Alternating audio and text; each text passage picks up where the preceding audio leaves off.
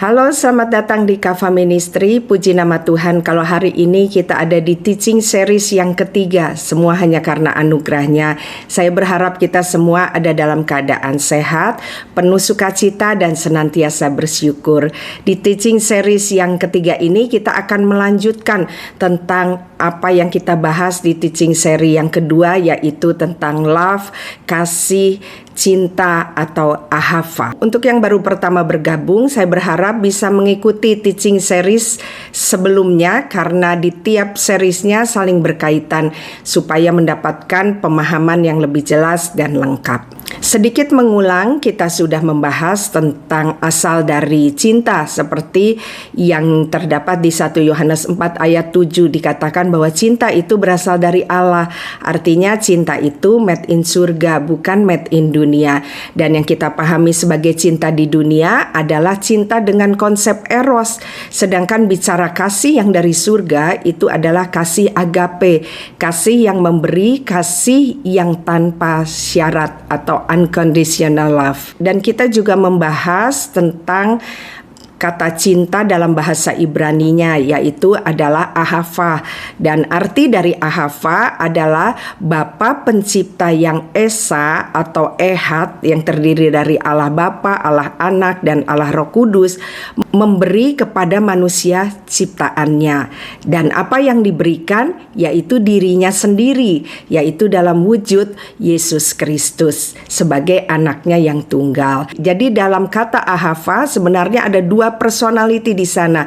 Yang pertama adalah Bapa sebagai pencipta dan manusia ciptaannya. Jadi bicara ahava itu bicara juga satu kesatuan yang kita sebut dengan ehad. Jadi bicara cinta tidak mungkin terpisah dari yang namanya Allah. Tanpa ada Allah di dalam kita tidak bisa mencintai dan tahu tentang cinta yang sempurna atau agape. Dan ini diperkuat dengan apa yang disampaikan oleh Karen Hanna tentang bahasa Ibrani, seorang laki-laki dan seorang perempuan. Tanpa menjadi satu dengan Tuhan, maka arti kata dari laki-laki itu adalah api. Demikian juga dengan perempuan. Jadi apabila tanpa Allah, manusia itu sebenarnya adalah api. Dan api di sini adalah konotasi yang buruk. Api ini menggambarkan menghancurkan atau menghanguskan orang lain. Jadi kesatuan dengan Tuhan itu ternyata sangat penting di kehidupan kita. Kita kadang merasa bahwa kita sudah tahu dan sudah punya pengetahuan tentang Tuhan, itu sudah cukup. Tetapi sebenarnya itu baru awal dari perjalanan iman kita. Yang terpenting adalah kita harus menjadi satu kesatuan dengan Tuhan atau ehad, atau yang kita kenal juga dengan yang namanya yesida. Dan menjadi satu dengan Tuhan ini tidak terlihat secara fisik. Banyak orang bertanya kepada saya, Bu, kenapa seseorang yang terlihat dia ada di dalam pelayanan, dia melayani Tuhan, dan kita melihatnya dia menjadi orang yang baik, suka berbuat baik kepada jemaat, kepada orang-orang yang ada di gereja. Tetapi mengapa dengan orang-orang terdekatnya atau dengan keluarganya merupakan satu pribadi yang berbeda? Dan kita sudah belajar kemarin tentang ego di seri NPD yang kedua, bisa dilihat di sana bahwa kepribadian seseorang itu tidak bisa diselami karena seperti gunung es yang terlihat di luarnya itu tidak mewakili apa yang ada di dalamnya. Yang terlihat di luar itu hanya menggambarkan sedikit dari apa yang sebenarnya tersembunyi di dalamnya. Jadi banyak orang yang menampilkan diri palsu mereka, menutupi dengan bahwa mereka adalah seseorang yang agamawi, tetapi sebenarnya di dalamnya mereka adalah orang-orang yang tidak memproses egonya. Jadi mereka banyak menyakiti orang lain. Itu kita sudah banyak bahas di seri NPD yang kedua. Kalau ada yang belum menontonnya, saya sarankan untuk menontonnya. Jadi kapan bisa terlihat dia menjadi satu dengan Tuhan?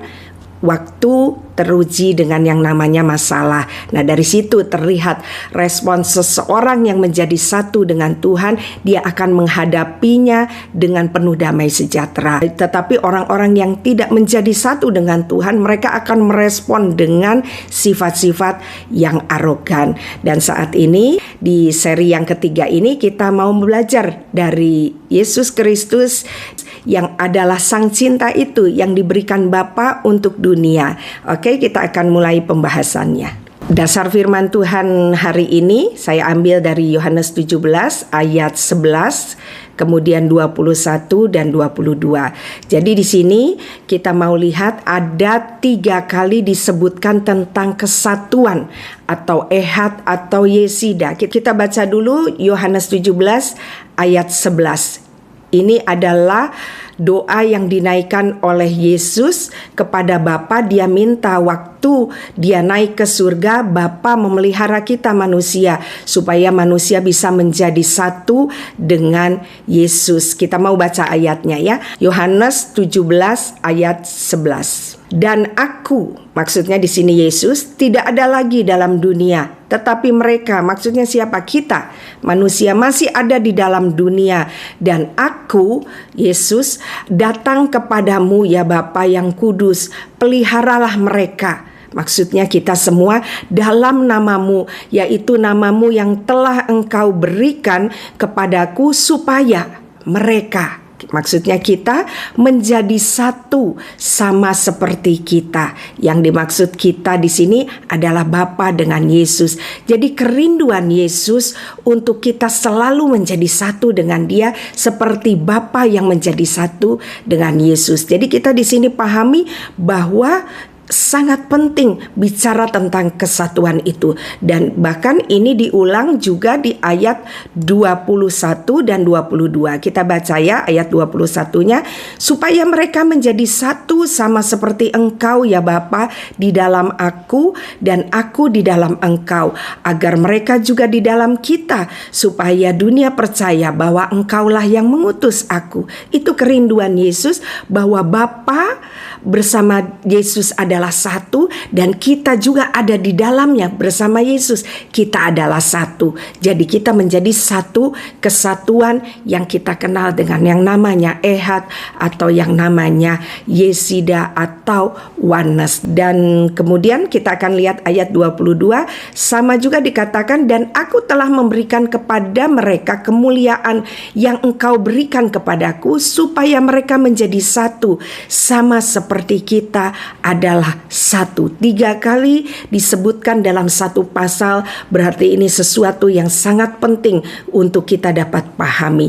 Menjadi satu kesatuan dengan Tuhan itu adalah kerinduan dari Tuhan Yesus sendiri untuk kita menjadi satu dengan Dia. Dan saya berharap dengan apa yang kita bagikan ini juga menjadi kerinduan kita untuk kita menjadi satu dengan Tuhan Yesus, sama seperti Tuhan Yesus dengan Bapa di surga. Jadi bagaimana kita mau belajar wujud cinta, kita bisa lihat secara fisik, yaitu dengan adanya Tuhan Yesus Kristus yang diberikan kepada kita. Karena Yesus Kristus itu adalah cinta, dan cinta itu adalah Tuhan Yesus Kristus. Dan kalau kita mau lihat, Tuhan pun menggambarkan hubungannya dengan kita. Dan seperti yang saya sudah katakan, bahwa Yesus pun selalu menggambarkan hubungannya itu sebagai satu kedekatan, satu kesatuan.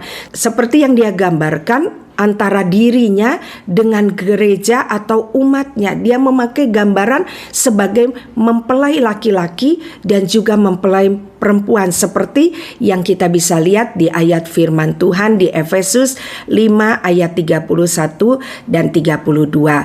Saya bacakan di situ, sebab itu laki-laki akan meninggalkan ayahnya dan ibunya dan bersatu dengan istrinya, sehingga keduanya menjadi satu daging. Dan di ayat 33 32-nya dijelaskan apa yang dimaksud ini bukan hanya bicara soal suami dan istri sebagaimana yang kita kenal di dunia, tetapi dikatakan di sini ayat 32 dikatakan rahasia ini besar, tetapi yang aku maksudkan ialah hubungan Kristus dengan jemaat. Jadi yang dibilang tentang satu daging ini terutama yang dimaksudkan adalah hubungan Kristus dengan jemaatnya, antara Tuhan Yesus sebagai mempelai pria dan kita gerejanya sebagai mempelai wanita. Bagaimana kita bisa menjadi mempelai Kristus? Kita harus menjadi satu dengan Yesus, seperti yang Yesus sering katakan tadi di Yohanes 17, sebagaimana Yesus dan Bapa pun satu. Untuk itu kita mau belajar tentang kasih Yesus ini, dan kita mau melihatnya dari proses pernikahan Ibrani kuno. Ternyata waktu kita membahas tentang proses pernikahan Ibrani kuno, di situ kita melihat bagaimana Tuhan Yesus menggenap keinginannya untuk menjadi satu dengan kita. Sedikit tentang konsep pernikahan Ibrani kuno itu dibagi menjadi dua tahap. Yang pertama yaitu kidusin atau pengudusan atau peresmian, atau erusin yang kita kenal dengan pertunangan. Di tahap ini seorang wanita sebenarnya sudah resmi untuk dipinang, karena kalau terjadi pembatalan di sini harus juga dilakukan dengan proses surat cerai, dan dikatakan di sini wanitanya posisinya sudah tertutup untuk laki-laki lain.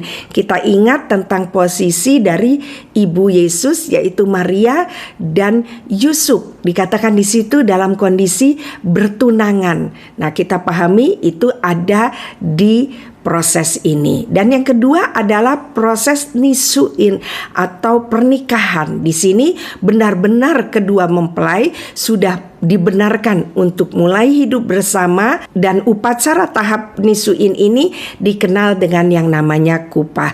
Jadi sekarang kita akan ikuti tahap pernikahan Ibrani kuno.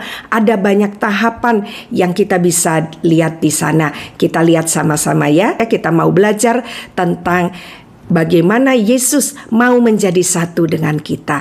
Dan saya berharap apa yang saya bagikan ini membuka setiap kita juga untuk punya kerinduan yang sama, untuk kita juga ingin menjadi satu dengan Tuhan Yesus Kristus. Dengan urutan pertama yaitu seleksi mempelai wanita. Pada zaman Ibrani kuno, pemilihan seorang mempelai wanita dilakukan oleh keluarga dari mempelai pria. Jadi ini semua terjadi atas inisiatif dari keluarga mempelai pria. Dan kita bisa melihat ini ada di kitab Kejadian pasal 24, di mana waktu itu Abraham mencarikan seorang mempelai wanita untuk anaknya Ishak, di mana Abraham menyuruh hambanya untuk mencarikan calon mempelai untuk Ishak anaknya. Nah, sekarang kita mau melihat begitu juga dengan Yesus Kristus. Kita bisa baca di Yohanes 15 ayat 16, bukan kamu yang memilih aku, tetapi akulah yang memilih kamu, dan aku telah menetapkan kamu supaya kamu pergi dan menghasilkan buah, dan buahmu tetap, supaya apa yang kamu minta kepada Bapa dalam namaku diberikannya kepadamu. Jadi jelas dikatakan di sini bahwa Yesus pun memilih kita gerejanya untuk menjadi mempelai wanitanya. Kita lanjut kepada prosesi yang kedua, yaitu menentukan harga seorang mempelai wanita. Pada zaman Ibrani kuno, mempelai wanita harus dibeli dengan sebuah harga. Harga seorang mempelai wanita diberikan untuk menunjukkan betapa berharganya seorang mempelai wanita di hadapan seorang mempelai pria. Seperti juga yang terjadi di tradisi Indonesia ya, ada yang namanya mas kawin. Bahkan di beberapa daerah ditentukan dengan jumlah yang harus diberikan, bisa berupa uang, bisa berupa emas atau hewan untuk mendapatkan mempelai wanitanya. Seperti yang kita kenal dengan yang namanya mungkin mahar atau mas kawin atau sinamot atau belis. Jadi semakin mahal harga yang diminta, itu menggambarkan betapa berharganya seorang mempelai perempuan yang mau dipinang. Dan demikian juga kita akan melihat dengan Yesus. Yesus pun membayar dengan sesuatu yang sangat berharga, tidak bisa dinilai dengan apapun. Apa yang diberikannya, dia memberikan dirinya sebagai harga dari seorang mempelai wanita yang adalah gerejanya. Tidak ada satupun yang menghargai pasangannya seperti Yesus yang menghargai kita sebagai mempelainya. Ini memperlihatkan kasih yang tidak terukur. Ini cinta yang sempurna, melambangkan tidak ada ego di sini. Makanya inilah lambang kasih yang sempurna yang kita kenal dengan agape, yaitu kasih yang dari Tuhan, kasih yang dari surga. Kita bisa baca di 1 Korintus 7 ayat 23 dikatakan, kamu telah dibeli dan harganya telah lunas dibayar. Karena itu janganlah kamu menjadi hamba manusia. Dikatakan lunas di sini artinya sepenuhnya menjadi milik kepunyaannya. Kita ini adalah sepenuhnya menjadi milik kepunyaan dari Tuhan Yesus Kristus yang sudah membayar kita di kayu salib, yang baru kita belum lama rayakan dengan yang namanya Jumat Agung. Sungguh cinta yang luar biasa. Tidak ada satupun manusia yang melakukannya selain daripada Tuhan kita Yesus Kristus. Dari sini kita bisa melihat betapa besar kasih dari Tuhan Yesus bagi kita semua. Kita lihat selanjutnya yang ketiga. Yang ketiga adalah prosesi yang ketiga adalah membuat ketubah. Nah, apa itu ketubah? Ketubah adalah perjanjian persetujuan. Di dalam proses pernikahan Ibrani kuno, sebelum memasuki pernikahan, maka mempelai pria dan mempelai wanita akan membuat ketubah. Ketubah adalah semacam sebuah pernyataan pertunangan resmi. Kalau saat ini mungkin bisa kita pahami dengan hampir sama dengan yang namanya perjanjian pranikah. Sebelum dilangsungkan upacara pernikahan, mempelai pria harus lebih dahulu menyatakan kesediaannya untuk mematuhi syarat-syarat yang tertulis, dan biasanya di situ juga dilakukan di hadapan saksi dan kemudian dilakukan seperti penandatanganan sebagai tanda itu sebagai surat perjanjian. Ketubah ini adalah surat perjanjian yang berkekuatan hukum. Ketubah memuat rincian kewajiban dari mempelai pria terhadap mempelai wanita, antara lain urusan sandang, pangan, berwujud selembar naskah berhiaskan gambar-gambar yang dibingkai dan dipajang, biasanya nanti ditaruh di kediaman kedua mempelai. Jadi ada satu perjanjian yang tertulis di situ. Demikian juga dengan Tuhan yang membuat perjanjian dengan bangsa pilihannya, yaitu Israel. Kita bisa melihat di firman Tuhan Yeremia 31 ayat 33. Tetapi beginilah perjanjian yang kuadakan dengan kaum Israel sesudah waktu itu. Demikianlah firman Tuhan.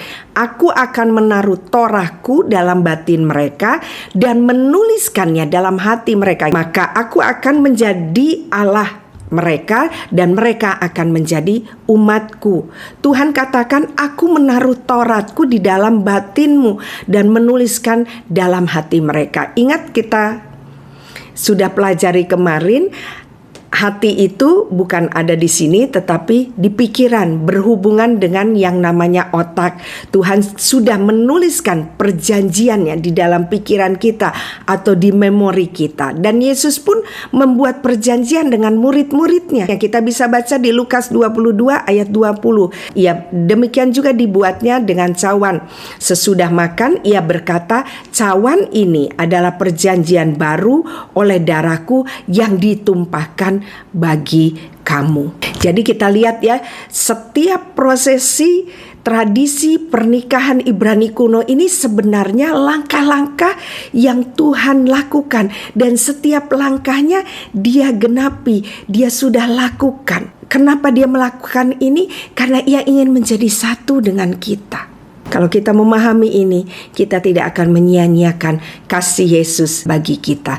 Yang keempat adalah persetujuan dari mempelai wanita. Jadi walaupun mempelai pria sudah memilih mempelai wanita, walaupun mempelai pria sudah membeli mempelai wanita, walaupun ketubah sudah dibuat, mempelai wanita tetap masih memiliki pilihan apakah dia setuju atau tidak. Tuhan bukan pribadi yang memaksa kehendak seseorang, maka tetap sekalipun dia sudah membayar lunas, dia sudah menulis perjanjiannya, tetap saja dia menunggu keputusan dari kita, mempelainya, yang mengambil keputusan untuk mau menjadi satu dengan Tuhan Yesus. Seperti juga yang terjadi dengan Ribka di Kejadian 24 ayat 57 sampai 58, dikatakan di situ, kata mereka, baiklah kita panggil anak gadis itu dan menanyakan kepadanya sendiri. Ayat 58, lalu mereka memanggil Ribka dan berkata kepadanya, maukah engkau pergi beserta orang ini? Jawabnya, mau. Jadi Ribka yang mengambil keputusan untuk juga mau menjadi satu dengan Ishak. Demikian juga dengan kita. Tuhan Yesus menantikan kita juga untuk mengambil keputusan untuk mau menjadi satu dengannya. Dan prosesi yang kelima yaitu cawan perjanjian. Jika ketubah disetujui oleh mempelai wanita, maka kedua belah pihak yaitu mempelai pria dan mempelai wanita mengkonfirmasikan isi dari ketubah tersebut dengan meminum cawan perjanjian ketubah. Ini yang Tuhan Yesus lakukan sebelum dia disalib, maka dia melakukan perjamuan yang kita kenal dengan Last Supper. Itu juga yang kita lakukan, yaitu saat kita minum perjamuan kudus. Jadi perjamuan kudus itu sangat dahsyat, bicara tentang cintanya Tuhan Yesus yang sudah dia lakukan dengan semua prosesinya, dan satu persatu dilakukannya buat kita yang adanya mempelainya, dan kita meresponinya dengan kita mau juga menjadi satu dengannya. Kita bisa baca di Lukas 22 ayat 20, demikianlah juga dibuatnya dengan cawan sesudah makan. Ia berkata, cawan ini adalah perjanjian baru oleh darahku yang ditumpahkan bagi kamu. Dan nantinya akan ada cawan berikutnya yang kita juga akan minum, yaitu bersama-sama dengan Tuhan Yesus waktu kita masuk kepada yang namanya pernikahan anak domba. Kita bisa baca di Matius 26 ayat 29. Akan tetapi aku berkata kepadamu, mulai dari sekarang aku tidak akan minum lagi hasil dari pokok anggur ini sampai pada hari aku meminumnya, yaitu yang baru bersama-sama dengan kamu di kerajaan Bapakku. Itu yang akan menjadi kerinduan kita semua. Satu saat kita akan bersama-sama dengan Yesus. Kita ada di kerajaan Bapa yang terkasih. Urutan yang selanjutnya adalah pemberian kasih. Pemberian kasih ini berbeda dengan mahar tadi ya. Mahar itu harga yang dibayar, tapi kalau ini biasanya dilakukan setelah kedua belah pihak minum cawan perjanjian ketubah. Maka pihak wanita biasanya akan mendapatkan pemberian kasih dari mempelai pria. Kalau di adat Sunda ini misalnya seperti seserahan atau bawaan untuk mempelai wanita dari keluarga mempelai laki-laki. Ini bisa kita lihat di Kejadian 24 ayat 53. Di situ dikatakan, kemudian hamba itu mengeluarkan perhiasan emas dan perak serta pakaian kebesaran dan memberikannya semua itu kepada Ribka dan juga kepada saudaranya dan kepada ibunya. Diberikannya pemberian yang indah-indah. Pemberian kasih yang diberikan kepada kita setelah kita menerima Yesus Kristus adalah Roh Kudus. Dan lewat Roh Kudus inilah kita dapat mengenal akan kasih dan cinta Tuhan Yesus Kristus yang sudah membayar kita dengan harga yang lunas dibayar. Kita bisa baca dasar firman Tuhannya ada di Yohanes 14 ayat 16 sampai 17. Aku akan minta kepada Bapa dan Ia akan memberikan kepadamu seorang penolong yang lain supaya Ia menyertai kamu selama-lamanya, yaitu Roh kebenaran. Dunia tidak dapat menerima Dia sebab dunia tidak melihat Dia dan tidak mengenal Dia, tetapi kamu mengenal Dia sebab Ia menyertai kamu dan akan diam di dalam kamu. Jadi Roh Kudus lah yang diberikan bagi kita semua. Inilah yang terjadi dengan murid Tuhan Yesus di loteng Yerusalem. Saat Yesus naik ke surga, Dia menyuruh murid-muridnya untuk menunggu pemberian kasih darinya berupa Roh Kudus yang akan menolong, mempelai wanita, mempersiapkan segala sesuatunya. Dan bahkan Dia memperlengkapi kita dengan karunia-karunia untuk mempersiapkan kedatangan Tuhan Yesus yang adalah mempelai pria di muka bumi ini untuk menjemput kita para mempelainya. Sungguh kita sangat menantikan waktu itu. Dan urutan yang selanjutnya yang ketujuh adalah mikvah. Sebelum masuk hari pernikahan, maka biasanya mempelai wanita akan melakukan mikvah, yaitu ritual purifikasi atau pemurnian untuk menandakan bahwa ia sudah meninggalkan kehidupannya yang lama dan memasuki kehidupan yang baru bersama dengan mempelai pria. Kita bisa melihat dasar firman Tuhannya di Markus 16 ayat 16. Siapa yang percaya dan dibaptis akan diselamatkan, tetapi siapa yang tidak percaya akan dihukum. Dibaptis di sini menggambarkan mikvah, menggambarkan pemurnian dari mempelai wanita yang sudah meninggalkan kehidupan yang lama untuk menjadi lahir baru, mempersiapkan segala sesuatu untuk kedatangan Tuhan Yesus Kristus. Urutan yang ke-8 adalah saatnya mempelai pria pergi. Nah, di sini konteks yang akan kita bahas lebih dalam hari ini ya. Setelah semua proses ketubah selesai, maka saatnya mempelai pria pergi untuk mempersiapkan prosesi pernikahan. Kita mau baca firman Tuhan di Yohanes 14 ayat 2. Di rumah Bapakku banyak tempat tinggal. Jika tidak demikian, tentu aku mengatakannya kepadamu, sebab aku pergi ke situ untuk menyediakan tempat bagimu. Dalam tradisi Ibrani kuno, selama ditinggalkan oleh mempelai pria, maka seorang mempelai wanita diharuskan tetap setia dengan isi ketubah, tetap bersabar menunggu sampai kedatangan mempelai pria. Dan mempelai pria, apa yang dilakukan? Dia akan mempersiapkan tempat tinggal yang kalau di dalam tradisi Ibrani kuno itu dikenal dengan yang namanya insula. Apa itu insula? Insula adalah family housing complex. Jadi zaman Ibrani kuno, orang Galilea itu sering tinggal di dalam satu klaster atau komplek yang dikenal dengan namanya insula. Walaupun tidak semuanya, tapi biasanya kebanyakan keluarga itu tinggal di tempat seperti itu. Biasanya ada satu taman yang besar di tengahnya dan dikelilingi oleh bangunan yang berisi rumah. Dan biasanya kalau kita pahami di sana kan rumah itu ada sotohnya ya, bentuknya tidak seperti kita ada atap. Nah, itu biasanya disisakan untuk nanti kalau anak-anaknya akan menikah. Biasanya bapak memberikan tempat di klaster itu untuk anak-anaknya nanti bersama dengan mempelai wanitanya akan tinggal. Dan di sini biasanya waktu tradisi tadi mempelai pria itu kembali ke rumah bapaknya, maka dia akan mempersiapkan tempat itu. Kita mau baca dari firman Tuhan di Yohanes 14 ayat 1 sampai 4 dengan perikop rumah bapa. Bicara juga ini God Housing Complex. Dikatakan di situ Tuhan Yesus berkata kepada kita mempelainya, janganlah gelisah hatimu, percayalah kepada Allah, percayalah juga kepadaku. Di rumah Bapakku, ya, yang kita pahami tadi dengan God Housing Complex atau insula, banyak tempat tinggal. Tadi yang kita pahami bahwa di dalam tradisi Ibrani kuno orang Galilea itu biasanya seorang bapak akan menyiapkan tempat yang tadinya masih berbentuk soto nanti akan dibangun satu bangunan untuk anaknya membawa mempelai perempuan menjadi satu keluarga dan mereka akan tinggal di situ. Saya lanjutkan firman-Nya.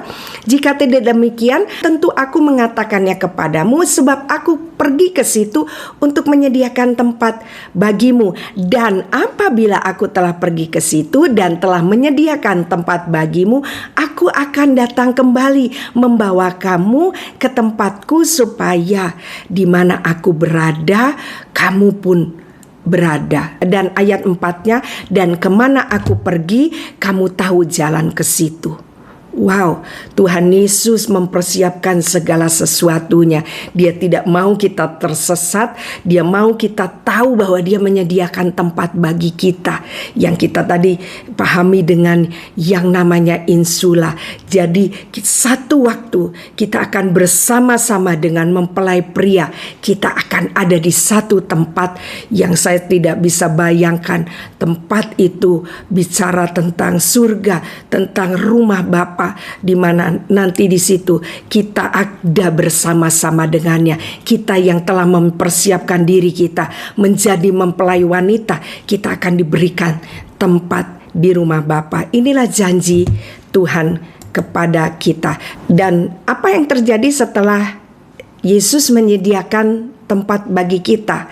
Dikatakan, dan sekalipun mempelai pria sudah selesai membuat insulanya atau tempat tinggalnya, tetapi dia tidak punya hak untuk menentukan waktu menjemput mempelai wanitanya. Yang menentukan waktu dari menjemput mempelai wanita ini bukan dari anak, tetapi dari Bapa. Nah, ini seperti yang tertulis di Matius 24 ayat 36. Tetapi tentang hari dan saatnya tidak seorang pun tahu, malaikat-malaikat di surga pun tidak, dan anak pun tidak, hanya Bapa sendiri. Jadi semua yang terjadi di prosesi tradisi Ibrani kuno ini sesuai dengan apa yang ada di firman Tuhan. Jadi kita bisa melihat bahwa Yesus menggambarkannya luar biasa.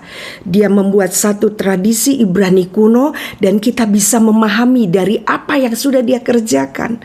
Ternyata prosesnya itu satu demi satu Dia kerjakan buat kita, untuk kita bisa menjadi satu dengannya. Juga diteguhkan lagi, ayat ini ada di Markus 13 ayat 32. Tetapi tentang hari dan saat itu tidak ada seorang pun yang tahu, malaikat-malaikat di surga pun tidak, dan anak pun tidak, hanya Bapa saja. Kebiasaan yang berlaku dalam masyarakat Ibrani kuno adalah biasanya sang mempelai pria akan kembali datangnya nanti itu di waktu malam. Dia biasanya menjemputnya larut malam, hampir mendekati tengah malam. Suara tiupan shofar biasanya memecah keheningan malam saat sang mempelai pria itu datang kembali menjemput mempelai wanita yang adalah kita sebagai gerejanya. Kita nanti akan membahas yang 8 ini ya, tentang insula. Tetapi rasanya nggak enak kalau nggak diselesain ya prosesinya, walaupun sebenarnya bukan ini yang mau saya sampaikan, tapi sedikit kita selesaikan aja prosesi dari pernikahan Ibrani kuno. Tetapi tema yang hari ini kita bahas, ingat di yang keurutan ke-8 tadi bicara tentang insula.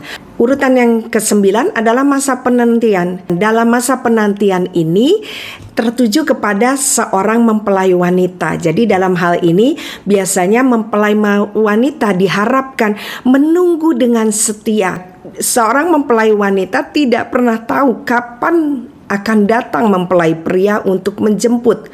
Tetapi yang harus dilakukan adalah waktu menunggu kedatangan mempelai pria. Mempelai wanita ini harus tetap setia dan tetap sabar menunggu mempelai prianya, dan juga diteguhkan dengan keadaan yang terjadi waktu menunggu mempelai prianya. Tidak mudah, akan mendapat banyak tantangan, dan ini terjadinya kapan? Di akhir zaman.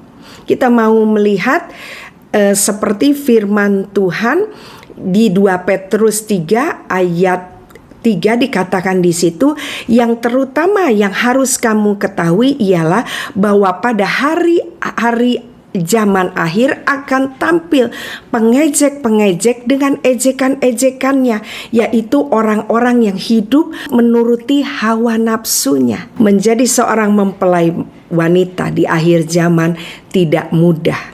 Karena kenapa?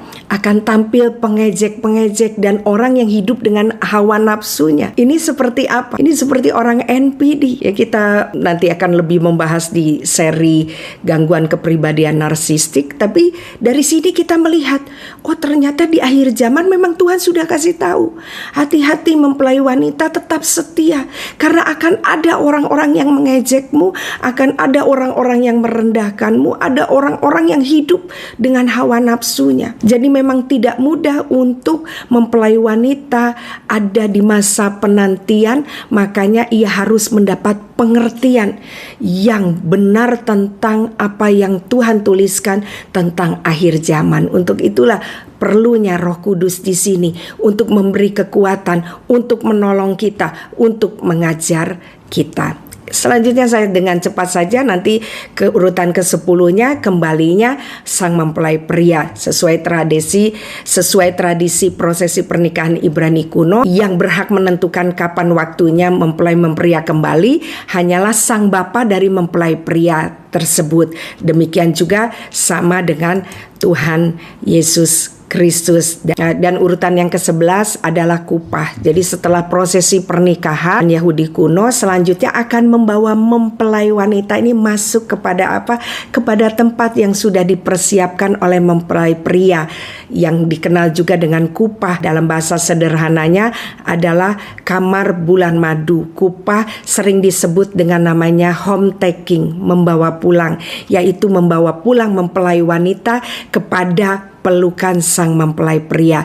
Dalam zaman Ibrani kuno, kupah biasanya disiapkan oleh bapa dari sang mempelai pria demi kebahagiaan anaknya. Sang mempelai pria bersama dengan mempelai wanita akan tinggal di kupah selama 7 hari. Inilah gambaran kesatuan dari mempelai pria dan mempelai wanita, dalam arti tidak dapat dipisahkan.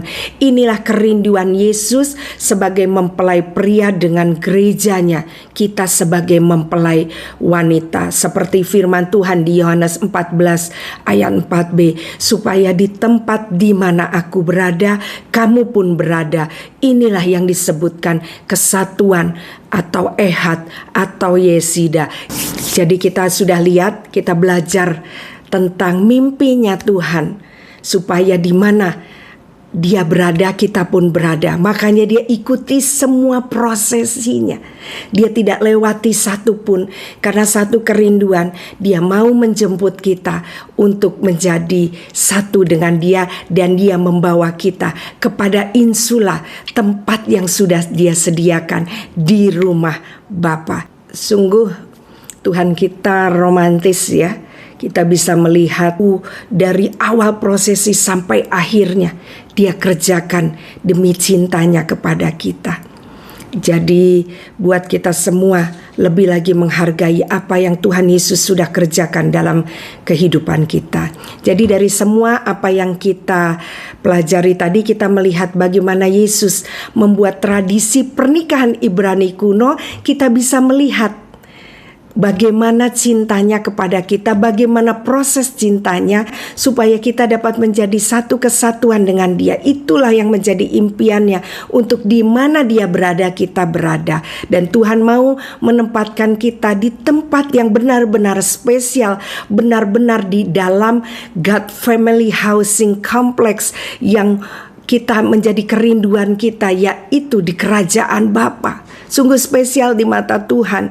Sungguh spesial kita gerejanya di mata Tuhan. Dari sini kita melihat betapa besarnya cinta Tuhan buat kita semua. Seperti yang dikatakan di Matius 5 ayat 3. Berbahagialah orang yang miskin di hadapan Allah, karena merekalah yang mempunyai kerajaan surga. Saya percaya insula itu ada di dalam kerajaan surga. Dan kalau kita mau mendapatkannya, kita harus menjadi orang yang miskin. Apa arti miskin di sini? Arti miskin di sini adalah bahwa tanpa Tuhan kita nggak bisa hidup. Atau istilah yang kita kenal dengan anak-anak muda sekarang, bucin. Bahwa tanpa Tuhan kita nggak bisa hidup. Orang-orang yang bucin dengan Tuhan, itulah orang yang mempunyai kerajaan surga. Untuk itu terus punya kerinduan yang besar untuk terus mau menjadi satu dengan Tuhan Yesus. Dan sekali lagi saya rindu untuk membacakan firman Tuhan yang menurut saya ini sangat romantis. Ya, dikatakan Yesus sebagai doanya di Yohanes 14 ayat 1 sampai 4. Jangan gelisah hatimu, percayalah kepada Allah, percayalah juga kepadaku. Di rumah Bapakku banyak insula. Jika tidak demikian, tentu aku mengatakannya kepadamu, sebab aku pergi ke situ untuk menyediakan insula bagimu. Dan apabila aku telah pergi ke situ dan telah menyediakan insula bagimu, aku akan datang kembali dan membawa kamu ke insula yang ada di surga, membawa kamu ke tempatku. Bicara insula yang ada di surga, supaya di mana aku berada, kamu pun berada, dan kemana aku pergi, kamu tahu jalan ke situ. Oke, itu yang bisa saya bagikan hari ini. Semoga di Paskah ini saya bisa memberikan pemahaman tentang cinta lebih lagi, supaya kita lebih lagi mencintai Tuhan yang sudah lebih dahulu mencintai kita. Semoga ini bisa dipahami dan bisa menjadi berkat. Dan apabila Anda merasa diberkati, saya berharap mohon di-sharekan supaya semakin banyak orang yang mengalami pembaharuan pola pikir, sehingga kita terus dibangun menuju ke pembentukan karakter yang sempurna untuk menjadi segambar dengan Tuhan dan siap untuk menjadi mempelai Kristus. Oke, cukup sekian apa yang saya bagikan tentang cinta. Semoga bisa memberkati, dan saya berharap semua ada dalam keadaan sehat, baik secara fisik maupun psikis. Dan terima kasih atas perhatiannya. Tuhan Yesus memberkati.